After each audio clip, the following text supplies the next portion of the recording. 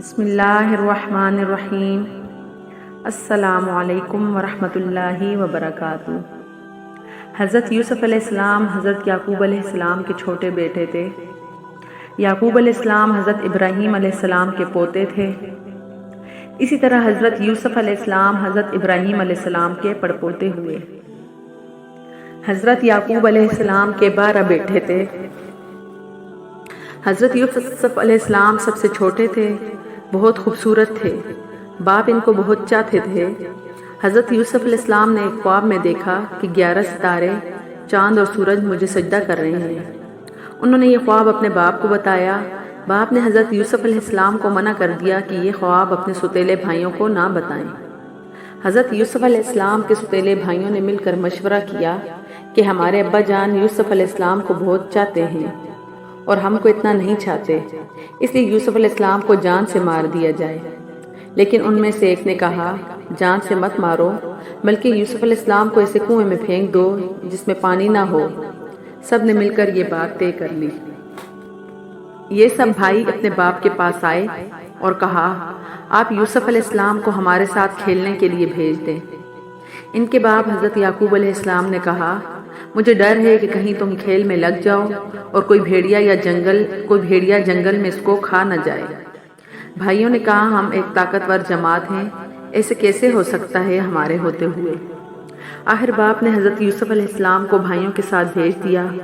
بھائیوں نے ان کو ساتھ لے جا کر ایک اندھیرے کنویں میں پھینک دیا اور رات کو روتے ہوئے گھر واپس آئے اور کہا، ابا جان، ہم آپس میں دوڑ لگا رہے تھے، یوسف علیہ السلام ہمارے سامان کے پاس بیٹھا تھا کہ ایک بھیڑیا آیا، اس کو کھا گیا۔ ثبوت کے لیے ایک کرتا خون لگا کر باپ کو دکھایا۔ بوڑھے باپ کیا کرتے؟ صبر کیا، خاموش ہو گئے، لیکن بیٹے کی جدائی میں روتے رہے۔ جس کنویں میں حضرت یوسف علیہ السلام کو پھینکا تھا، اس کے قریب ہی ایک قافلہ آیا اور انہوں نے پانی نکالنے کے لیے ڈول کنویں میں ڈالا۔ دیکھا کہ ایک خوبصورت لڑکا کنویں میں ہے، ان کو باہر نکال لیا۔ اور جب قافلہ مصر پہنچا تو وہاں پر مصر کے بادشاہ نے ان قافلے والوں کو تھوڑی قیمت دے کر یوسف علیہ السلام کو خرید لیا اور اپنی بیوی زلیخا سے کہا کہ اس کو پالو، ہو سکتا ہے کہ ہم اس کو اپنا بیٹا بنا لیں۔ حضرت یوسف علیہ السلام جوان ہو گئے، ان کی خوبصورتی، وجاہت اور عقل مندی اور بڑھ گئی۔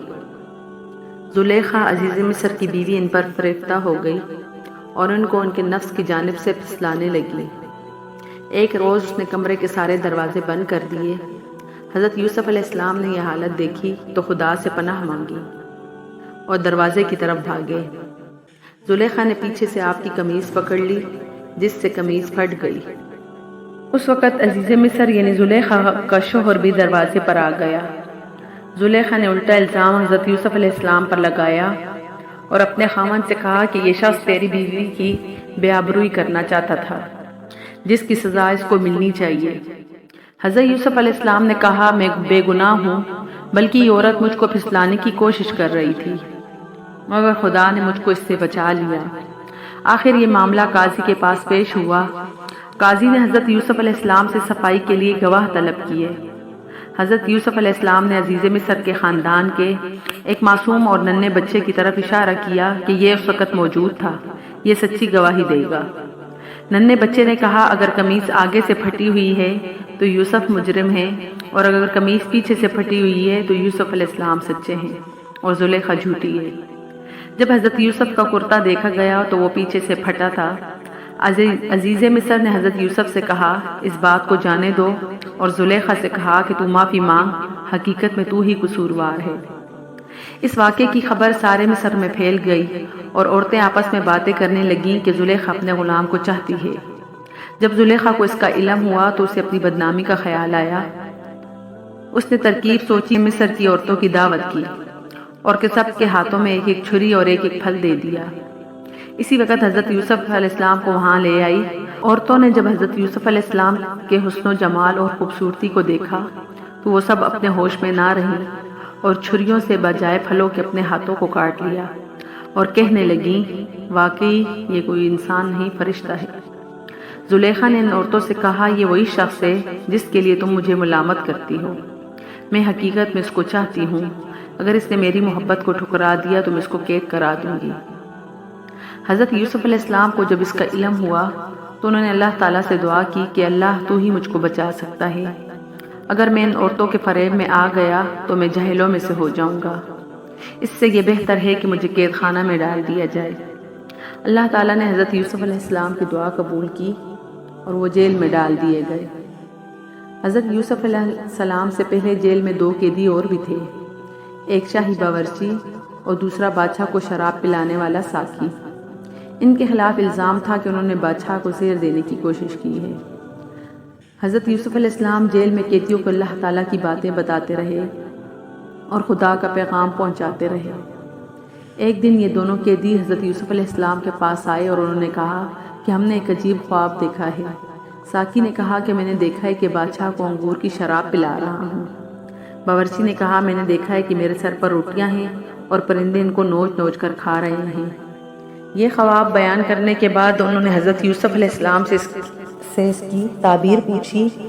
حضرت یوسف علیہ السلام نے بتایا کہ ساقی تو جیل سے چھوٹ جائے گا اور پھر بادشاہ کی ملازمت میں جا کر اس کو شراب پلائے گا اور باورچی کو سولی پر چڑھا دیا جائے گا، اس کی لاش کو جانور کھائیں گے۔ ایسا ہی ہوا، اللہ تعالیٰ نے ساقی کو رہا کرا دیا اور باورچی کو سولی ہو گئی۔ حضرت یوسف علیہ السلام ان کے بعد 20 سالوں جیلوں میں رہے، لیکن کسی کو ان کی رہائی کا خیال نہ آیا۔ اتفاقاً ایک مرتبہ مصر کے بادشاہ نے خواب میں دیکھا کہ 7 دبلی گائیں 7 موٹی گایوں کو کھا رہی ہیں اور 7 ہری اور 7 سوکھی ہوئی بالیاں دیکھی۔ بادشاہ نے اپنے درباریوں سے اس کی تعبیر پوچھی مگر کوئی بھی صحیح جواب نہ دے سکا۔ اس موقع پر ساقی کو یاد آیا کہ اس نے اپنا خواب حضرت یوسف علیہ السلام سے پوچھا تھا۔ آپ کا جواب بالکل صحیح ہوا تھا۔ اس نے کہا کہ جیل میں ایک شخص ہے جو خواب کی صحیح تعبیر بیان کرتا ہے۔ بادشاہ سے جس کو عزیز مصر کہتے تھے، اجازت لے کر وہ جیل گیا اور حضرت یوسف علیہ السلام سے سارا واقعہ بیان کیا۔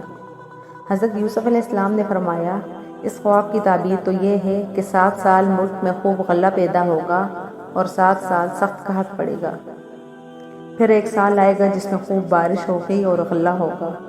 جب اس شخص نے بادشاہ کو جا کر یہ خبر سنائی تو اس نے کہا کہ حضرت یوسف علیہ السلام کو بلایا جائے۔ جب وہ دوبارہ حضرت یوسف علیہ السلام کے پاس گیا اور بادشاہ کا پیغام سنایا تو آپ نے فرمایا، ان عورتوں کا کیا حال ہے جنہوں نے اپنے ہاتھ کاٹ لیے تھے؟ بے شک میرا رب ان کے مکر و فریب سے خوب واقف ہے۔ بادشاہ نے ان عورتوں کو بلا کر پوچھا تو انہوں نے کہا کہ ہم نے حضرت یوسف علیہ السلام میں کوئی برائی نہیں دیکھی۔ یہ دیکھ کر زلیخا بھی بولی کہ اب جبکہ حق ظاہر ہو گیا ہے، سچ بات یہ ہے کہ میں نے ہی حضرت یوسف علیہ السلام کو ورغلایا تھا اور وہ بالکل سچا ہے۔ حضرت یوسف علیہ السلام جب جیل سے رہا ہو گئے تو بادشاہ نے حکم دیا کہ یوسف علیہ السلام کو عزت کے ساتھ بلایا جائے، میں شاہی خدمت ان کے سپرد کر دوں گا۔ حضرت یوسف آئے اور بادشاہ سے بات چیت کی۔ حضرت یوسف علیہ السلام نے کہا، مجھ کو شاہی خزانے کا وزیر مقرر کیجیے، میں اس کی بہتر حفاظت کروں گا۔ بادشاہ نے منظور کیا اور انہیں شاہی خزانے کا وزیر مقرر کر دیا۔ آخرکار وہ قحط کا زمانہ آ گیا جس کا بادشاہ نے خواب دیکھا تھا، اور اس کا اثر اس جگہ بھی پہنچا جہاں حضرت یوسف علیہ السلام کے والد اور بھائی بھی رہتے تھے۔ چنانچہ حضرت یعقوب علیہ السلام نے اپنے بیٹے کو غلہ لانے کے لیے مصر میں حضرت یوسف علیہ السلام کے پاس بھیجا۔ جب حضرت یوسف علیہ السلام کے بھائی آئے تو انہوں نے حضرت یوسف علیہ السلام نے ان کو پہچان لیا اور بھائیوں نے حضرت یوسف علیہ السلام کو نہیں پہچان پایا۔ حضرت یوسف علیہ السلام نے ان کو غلہ دیا اور کہا، اگلی دفعہ آؤ تو اپنے دوسرے بھائی کو بھی ساتھ لے کر آنا، ورنہ میں تم کو غلہ نہیں دوں گا۔ اور اپنے ملازمین سے کہہ دیا کہ جو قیمت انہوں نے غلہ کی دی ہے وہ بھی چپکے سے ان کے سامان میں رکھ دو تاکہ وہ دوبارہ مصر آئیں۔ جب یہ لوگ اپنے شہر کنعان پہنچے تو اپنے باپ حضرت یعقوب علیہ السلام سے کہا کہ ابا جان، اب کہ دوبارہ ہم جائیں تو بھائی کو بھی ہمارے ساتھ بھیجیے گا، ورنہ ہم کو غلہ نہیں ملے گا، ہم خوب اس کی حفاظت کریں گے۔ جب انہوں نے اپنا اسباب کھولا اور اس میں ساری رقم دیکھ کر بہت خوش ہوئے، پھر باپ سے کہا، دیکھیے شاہ مصر نے ہماری رقم بھی واپس کر دی ہے، آپ ہمارے ساتھ بھائی کو ضرور بھیجیں، ہم خوب حفاظت کریں گے اور ہم کو سامان بھی زیادہ ملے گا۔ حضرت یعقوب علیہ السلام نے کہا، جب تک تم اللہ کا عہد مجھ کو نہ دو کہ اس کی حفاظت کرو گے، اس کو اپنے ساتھ ہی رکھو گے، اس وقت تک میں اس کو تمہارے ساتھ نہیں بھیجوں گا۔ آخرکار سب بھائیوں نے عہد کیا۔ حضرت یعقوب علیہ السلام نے ان کو نصیحت کی کہ تم سب ایک دروازے سے داخل مت ہونا۔ آخر جب یہ سب علیحدہ علیحدہ دروازوں سے داخل ہوئے تو حضرت یوسف علیہ السلام نے اپنے سگے بھائی بنیامین کو بتایا کہ میں تمہارا سگا بھائی ہوں اور میں تم کو اپنے پاس رکھوں گا۔ آخر جب ان سب کا سامان تیار ہو گیا تو حضرت یوسف نے اپنا ایک برتن اپنے سگے بھائی کے سامان میں چپکے سے رکھوا دیا اور اعلان ہوا کہ شاہی کٹورا گم ہو گیا ہے، جس نے لیا ہو وہ دے دے، اس کو 1 اونٹ غلہ انعام میں دیا جائے گا۔ سب بھائیوں نے انکار کیا۔ بادشاہ کے آدمیوں نے کہا، جس کے سامان سے نکلے اسی کو روک رکھیں، اس کی یہی سزا ہے، ہمارے ملک کا بھی یہی قانون ہے۔ پھر تمام بھائیوں کی تلاشی لی گئی، آخر یامین کے سامان میں سے وہ کٹورا نکلا۔ اس طرح حضرت یوسف علیہ السلام نے اپنے بھائی یامین کو اپنے پاس روک لیا۔ بھائیوں نے دیکھا تو کہنے لگے، اس کا بھائی بھی چور تھا۔ حضرت یوسف علیہ السلام نے سب کچھ سنا اور خاموش رہے۔ اب سب بھائیوں نے مل کر حضرت یوسف علیہ السلام سے درخواست کی کہ اس کا باپ بہت بوڑھا ہے، اس پر رحم کھا کر اسے چھوڑ دیجیے اور اس کی جگہ ہم میں سے کسی کو پکڑ لیجیے۔ حضرت یوسف علیہ السلام نے فرمایا، اللہ کی پناہ، جو چور کو چھوڑ کر بے گناہ کو پکڑ لوں۔ جب یہ لوگ بالکل مایوس ہو گئے تو سب نے مل کر مشورہ کیا کہ اب کیا کرنا چاہیے۔ تو سب سے بڑے نے کہا، تم نے اللہ کی قسم کھا کر اپنے باپ کو یقین دلایا تھا کہ اس کو ضرور واپس لاؤ گے، پھر یوسف کے ساتھ جو ہم نے حرکتیں کی وہ تم سے چھپی نہیں، اس لیے میری تو ہمت نہیں کہ اپنے باپ کو منہ دکھاؤں یا خود حاضر ہونے کی اجازت دیں، یا کوئی اللہ دوسری صورت پیدا کر دیں تو اور بات ہے۔ تم لوگ جاؤ اور جو کچھ ہوا ہے ٹھیک ٹھیک اپنے باپ سے بیان کر دو۔ اگر وہ اپنی تسلی کرانا چاہیں تو اس کے گاؤں کے لوگوں سے پوچھ لیں کہ جہاں ہم ٹھہرے تھے، اور اس قافلہ سے بھی معلوم کر لیں جس کے ساتھ ہم آئے ہیں۔ اس مشورے کے بعد یہ لوگ گھر پہنچے اور والد کو تمام قصہ سنایا۔ انہوں نے سنتے ہی فرمایا، تمہارے دلوں نے یہ بات گڑھ لی ہے، بہرحال صبر اچھا ہے، امید ہے کہ اللہ تعالی ہم سب کو ایک جگہ جمع کرے گا۔ کوئی خوب جانتا ہے کہ یہ کیا ہو رہا ہے، اور ان سے دوسری طرف رخ کر لیا۔ حضرت یوسف علیہ السلام کے غم سے ان کی آنکھیں سفید ہو گئی تھیں۔ یوسف کے بھائیوں نے کہا، ابا جان، آپ تو یوسف کو یاد کرتے ہوئے گل جائیں گے اور جان دے دیں گے۔ انہوں نے فرمایا، میں اپنی شکایت تو اللہ سے کرتا ہوں، اور میں ایسی باتیں جانتا ہوں جن کی تمہیں خبر نہیں۔ جاؤ یوسف اور اس کے بھائی کو تلاش کرو، وہ مصر میں ہی کہیں نہ کہیں مل جائیں گے، اللہ کی رحمت سے ناامید ہونے کی وجہ نہیں۔ حضرت یوسف علیہ السلام کی بھائیوں سے ملاقات۔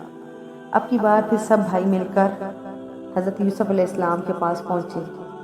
حضرت یوسف علیہ السلام سے گھر والوں کی بری حالت بیان کی اور کہا کہ ہم اپنے ساتھ تھوڑا بہت سامان لائے ہیں، مگر چاہتے ہیں کہ آپ پورا پورا غلہ دیں۔ حضرت یوسف علیہ السلام نے اپنے گھر کا یہ حال سنا تو بےتاب ہو گئے، ان سے رہا نہ گیا۔ انہوں نے اپنے بھائیوں سے کہا، تم جانتے ہو کہ تم نے یوسف اور اس کے بھائی کے ساتھ کیا کیا ہے؟ بھائیوں نے نہایت تعجب اور حیرانی کے ساتھ پوچھا، کہیں آپ ہی تو یوسف نہیں؟ آپ نے فرمایا، ہاں میں ہی یوسف ہوں اور یہ میرا بھائی ہے۔ اللہ تعالیٰ نے ہم پر بڑا احسان کیا، بے شک جو شخص نیک زندگی بسر کرتا ہے اور صبر سے کام لیتا ہے، اللہ تعالیٰ اس کا بدلہ دیتا ہے۔ جب تمام بھائیوں کو یقین ہو گیا کہ جس کے دربار میں ہم اس وقت کھڑے ہیں ہمارے بھائی یوسف ہیں، تو سب نے مل کر اپنے گناہوں کا اقرار کیا۔ آپ نے فرمایا، تم کوئی فکر نہ کرو، تم پر کوئی الزام نہیں، اللہ تعالیٰ تمام گناہوں کو معاف کرے، وہی سب سے زیادہ رحم کرنے والا ہے۔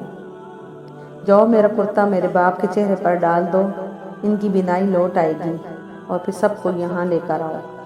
ادھر قافلہ مصر سے روانہ ہوا، ادھر حضرت یعقوب علیہ السلام نے اپنے گھر والوں کو یہ خوشخبری دی کہ مجھے یوسف علیہ السلام کی خوشبو آ رہی ہے۔ انہوں نے سنا تو کہا کہ آپ کے سر پر ایک ہی خبر سوار ہے۔ آخر قافلہ آ گیا۔ حضرت یوسف علیہ السلام کا کرتا ان کے سامنے رکھ کر تمام حالات سنائے تو انہوں نے گھر والوں سے کہا، دیکھو میں نے تم سے نہیں کہا تھا۔ آخر سب بیٹوں نے مل کر اپنے باپ سے اپنے گناہوں کی معافی مانگی اور مصر کو چل دیے۔ حضرت یوسف علیہ السلام سے ملاقات ہوئی تو انہوں نے اپنے ماں باپ کو اپنے پاس ٹھہرایا اور کہا، خدا چاہے تو مصر میں امن و امان کے ساتھ رہیے۔ پھر ان کو اپنے ساتھ تخت پر بٹھایا اور سب کے سب بھائی شاہی اداب بجا لائے۔ آپ نے فرمایا، یہ میرے خواب کی تعبیر ہے، اللہ تعالیٰ نے اس کو سچ کر دکھایا۔ اللہ نے مجھ پر بہت بڑا احسان کیا، مجھے قید سے چھڑایا۔